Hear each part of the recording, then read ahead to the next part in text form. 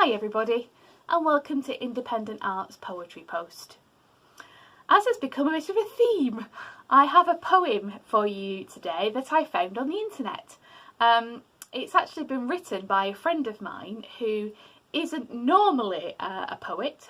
She's normally a pilot for British Airways. So you can imagine that her life has changed massively over the last 7 or 8 weeks, and she's gone from flying people across the world for business and pleasure to repatriating citizens, and she's off to collect some PPE today to bring it back for our NHS and care workers and key workers to use.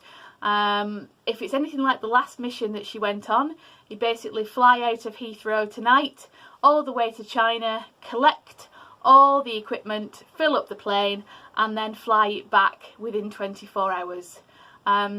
So Helen wrote this little poem this afternoon when she arrived at Heathrow, I think, and posted it on her Facebook, and I said, can we put it up as a poetry post? And she said, oh yes. I don't really normally do this sort of thing. I'm not very creative. So Helen, independent arts, everybody's a little bit creative.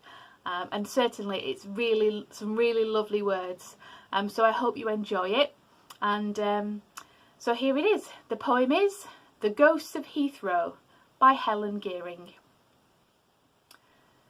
Usually bustling with folk, we're excited to leave and away on adventures. But now, a reprieve. The shops are all closed, the trains are deserted.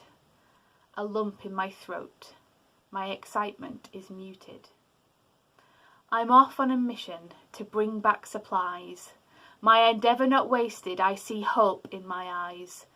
There will be a time when we're back to normal, but now, dear Heathrow, you're the gateway to hopeful.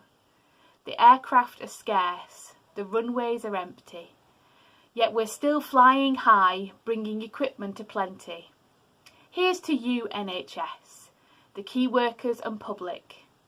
We're all doing our bit for a future that's perfect.